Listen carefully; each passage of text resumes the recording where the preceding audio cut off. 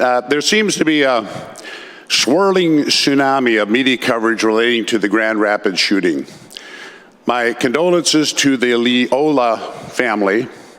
I have 5 children, and losing a child is probably the worst thing I can imagine.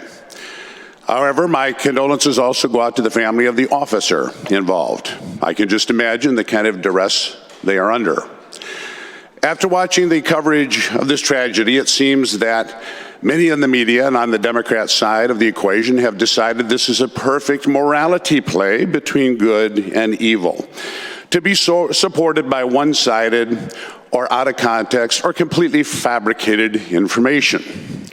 I was reading recently that black children in Grand Rapids are asking their parents, will I too be shot because I'm black? I'm not surprised they feel that way. When you have reporters like Arpan Lobo of the Free Press who writes, and I quote, in the footage, Leola was shot in the head and killed by a a Grand Rapids police officer after attempting to run away from the officer during a traffic stop. So there was a stop, the driver ran away, and the officer shot him in the head. That is Mr. Arpan Lobo. I watched all the tapes provided by the police department given to the public, and what it shows in multiple videos is the officer realizes the description of the car does not match the plate. Could the car be stolen? Could there be a body in the trunk? Could this have been used in a mass murder escape? The officer has no clue. However, the media has been saying the officer should have just ignored all possibilities and drove on past. Or if he did stop the individual and the individual resisted, then he should have just let him go. You have the car, they say. Did it occur to them the car could be stolen? That you may never get that individual, you may never see him again. If ensuring that license plates don't match cars is unimportant, let's get rid of them. Throw the plates away, they don't matter.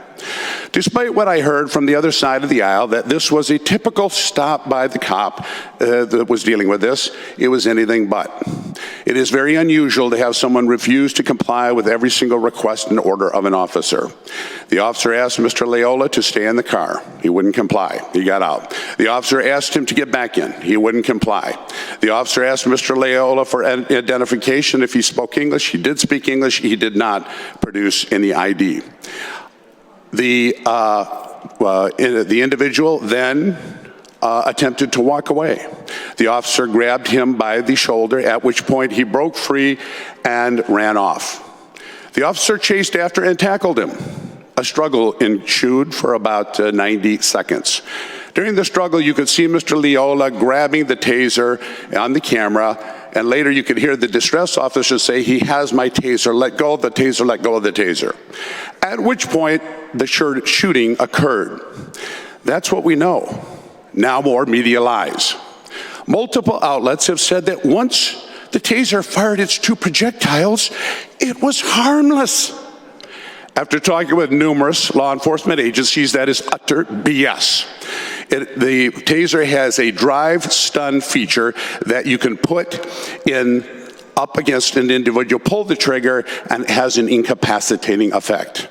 The media said, no, the feature is a little ouchy. No, it's not a little ouchy, it's incapacitating.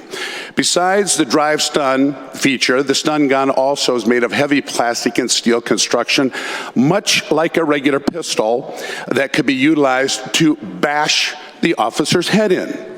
Using the drive stun or smashing the officer's head with the stun gun could result in the officer's incapacitation and the revolver being utilized to shoot the officer.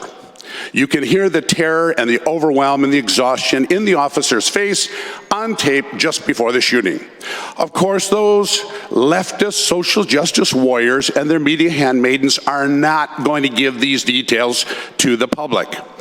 Let the trial begin, said the king.